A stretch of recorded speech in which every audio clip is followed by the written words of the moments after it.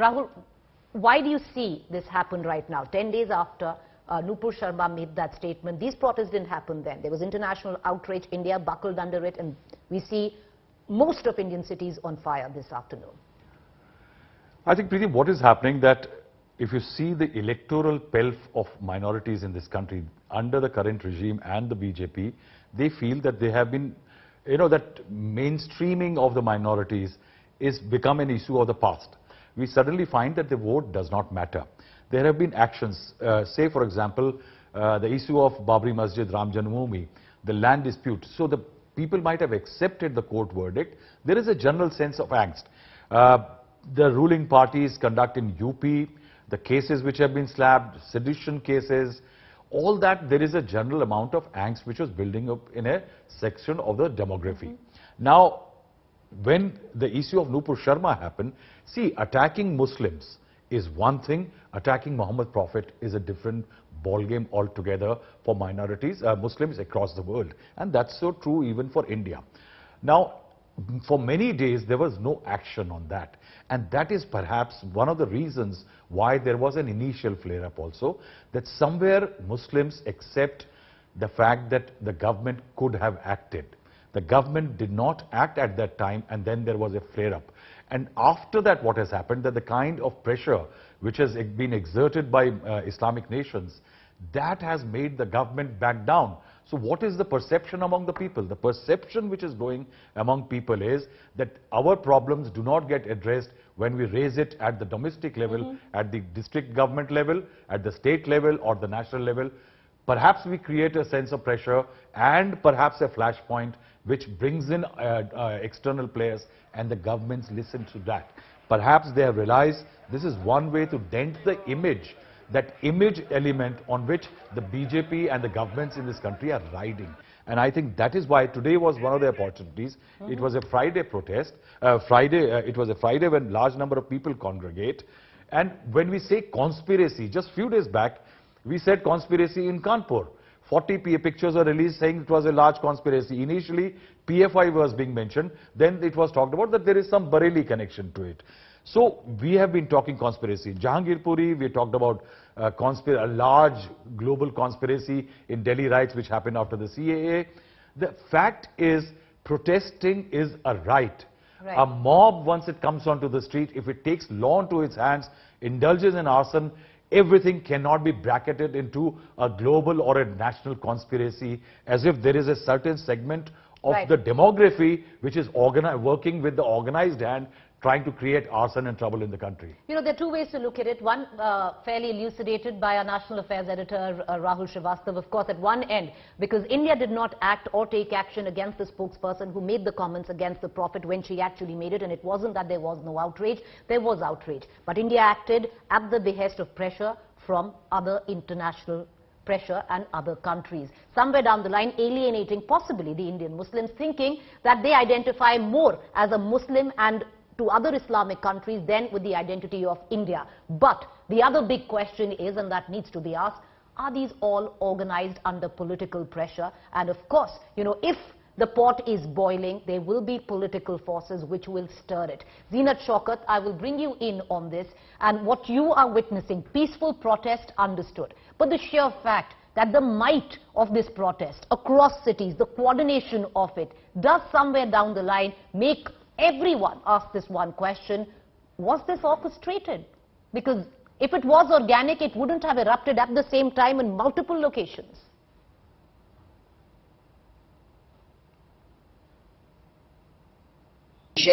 And it is deplorable and condemnable that this kind of violence which has happened, a peaceful protest, one can understand, yes, there has been outrage, there have been statements, and things are coming now. You know, the matter is under investigation, FIRs have been filed. And also, before I proceed, I would like to say that, you know, India has cultivated great relations with the Middle East, and Mr. Modi himself has laudably cultivated and strengthened this relationship, and that should not be forgotten. He has received also awards from highest award from a place like Saudi Arabia. So, and also I would like to comment that the government of India, in our civilization heritage, and strong cultural traditions of unity in diversity. That is what India is all about. That is what our beautiful legacy, and that is what makes us so unique in this world. The government of India has also issued a statement that it accords the highest respect to all religions. Now, you see, the thing is that when there has been this FIR lodged, we have to go by the rule of law. We are a democracy and we follow the rule of law. And so whatever may be the, whatever may be the outcome of the investigations and whatever, has to be the follow-up of that, the rule of law will prevail in the case of Nupur Sharma and Naveen Jindal and anyone else concerned. So the point of my argument is that any kind of protest that is being done unpeacefully and, illegitimately is unacceptable to me as a Muslim and to every sensible, right-thinking person in this country. There can be no violence. Right. There should be no violence. And we have to end this violence. We have to make an investigation as to what you were saying. Was this planned on a larger scale or was this spontaneous? It's only after an investigation for the police to make inquiries in this matter. And one statement I would like to make is that, in India, religions have lived side by side for umpteen years. We may have had little differences here and there, but basically on the whole, I have a battery, I have volumes of friends who are non-Muslims, and I think, that at this stage, we need to understand and appreciate each other's religions. And understand from where we are coming and, go into dialogue. I have written a book which I hope will be released soon. So what I'm saying is that, where these two are concerned, the rule of law must apply and the law must take its own course. There should be absolutely no violence. Organized peaceful protest, yes, but violence has no space for, is what you're saying. Understand, unacceptable. Yes, unacceptable. We've understood that. I want to just quickly, I want to quickly get into the latest news break that we're getting in. There are disturbing reports, viewers, that are coming in, and we're going to try and get a larger picture on what really went down. Reports are coming in that the national flag was disrespected after Hyderabad protest.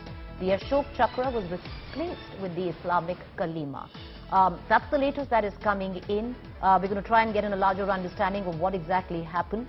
But this could be, that's the sad part, because in a mob, really, one doesn't know what goes down. Those pictures, the pictures of the green flags that you are seeing is the Islamic flag, but apparently the flag of India, the Indian flag, was disrespected in the Hyderabad protest. There was one person, it's a mob, viewers, the mob has no face, but the Ashoka Chakra was replaced with the Islamic Kalima. Pretty much pointing out how disturbing the events are and could have far-reaching implications. I want to now bring in Sanjay Jha into all of this. Sanjay, appreciate the patience. Thank you, for staying with us. I want to come back to you, Sanjay, because yes, at one point of, when you look at it, these are protests, and if peaceful protests are being organized, they should be respected. This is a country that honors peaceful protests. But we've seen a lot of arson, we've seen a lot of violence. The latest case where the Indian flag was also disrespected. Yes, there's a deep-rooted psychology that one can get into, but at the face of it, Sanjay, I want you to maybe touch upon the fact that this can't not be political. Well, I am not going to sit here and speculate, Preeti, as to, whether it's orchestrated or who is behind it, etc., etc. But the fundamental point of the discussion has to be as to why is it all happening. Of course, I mean, nobody in their right senses will not condemn whatever madness I'm seeing on your TV screens. But, I want to tell my good friend Zeenat Shaukat Ali, those little differences are actually, in my opinion, the problem. She sees them as little, but I see the Gujarat riots of 2002 or the violence that has happened in India in 1984 or what happened after the Babri Masjid demolition in Mumbai or what happened in the Muzaffarnagar riots are not little differences. They are manifestations of a very violent sectarian conflict, and that doesn't do any good to the great idea of India that we all swear by. I also think it is relevant to point out, Preeti, why is the Prime Minister silent? This is a diplomatic catastrophe of an unprecedented scale. Have you ever heard of countries coming together and asking another country's government to apologize? I mean, this is unheard of. And, end of day, I'm astonished that nobody's asking the seminal question. Why is the Prime Minister, Mr. Narendra Modi, silent? I mean, this is the problem as far as I'm concerned. That, you need to right now calm a nation that is clearly at the moment on a boil. That's the right term that you used. And, the worry is that this simmering discontent can take on and morph into a more ugly configuration. Right. And somebody needs to step out there and nip it in the bud.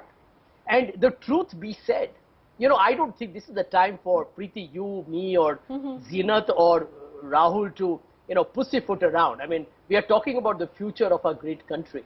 And let's accept it. Since 2014, there has been a progressive marginalization of the minority communities in our country. We ignored it. Oh, love jihad is just a sporadic outburst happening in some states. Land jihad, ghar wapsi, anti-Romeo squads, beef bans, hijab, halal. It all, somewhere down the line, is finding itself today in the kind of what I call as a very crude ugliness that is evident in terms of the anger that you're seeing from all sides. And I will tell you this with the responsibility on your show. Fundamentalist Preety exist on all sides of all religions. And therefore, it is the responsibility of the government and India's chief executive to step in and find out a way to stop this madness from escalating further. Sanjay, I want to bring in Rahul Shrivastava back into this conversation, as once again we're going to play those very, very disturbing shots, and they are deeply disconcerting, of the Indian flag being dishonored. But Rahul, this is also what we were talking about earlier. There is no place for this. One thing we want to put out there, and very aggressively at that, there is no place in this country where you disrespect your own flag. Rahul, but what we were talking about earlier as well stems from the fact that somewhere down the line, with the sequence of events, with the build-up of it, somewhere down the line, what has happened is that a majority of Indian Muslims, the identity of being Muslim, because here if you see it, if you read into it, the Ashoka Chakra, the sacred Ashoka Chakra, was replaced by an Islamic insignia. The fact that the identity of being Muslim is now bigger than the identity of being an Indian, and that goes against the very grain of what this country stood for. Preety, you see, it's difficult to understand the mind of a mob. Exactly. One very important element in this is that a mob is a mob, and that's made what happens in the dust is a very different thing altogether. I think without the Ashok Chakra, it's not the tricolor. It's not the national flag. You remove it, it ceases to be the national flag. Right. So this disrespect, I totally dismiss as a nothing, because I think in any protest, there are miscreants. And eventually, the message, I think what we should look at is that the message was sent out, and everybody knew that after that incident, Nupur Sharma statement, there is a certain amount of anger and angst which prevails among the minority communities. Every policeman in this country would have known that there could be protests when large number of Muslims get together for the Friday namaz.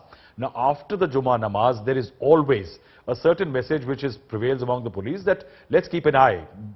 Now, when there is a large congregation, there can be troublemakers, there is a provocation. Do you notice that the flare-up is more profound or noticeable in states ruled by the opposition? So it is not just that the Muslims perhaps are realizing that this is an opportunity to create a flare-up and send a message across and hurt Mr. Modi's image. Perhaps it could well be a slightly lenient police system in states which are opposition ruled. I don't rule out these possibilities. I have seen this happen. Right. I've seen this happen in 1992 when Babri Mosque was being demolished. There was a favorable government led by Kalyan Singh, and police forces were not allowed to intervene at the time when the car savers were rushing towards the mosque. Right. I think these things need to be looked at, that why policing is subject to such political ups and downs. Eventually, a mob, even if it is full of arsonists, miscreants and terrorists, it's the job of the police to have ensured that this does not happen. I think instead of looking for large conspiracies, we should be looking at the political conspiracies.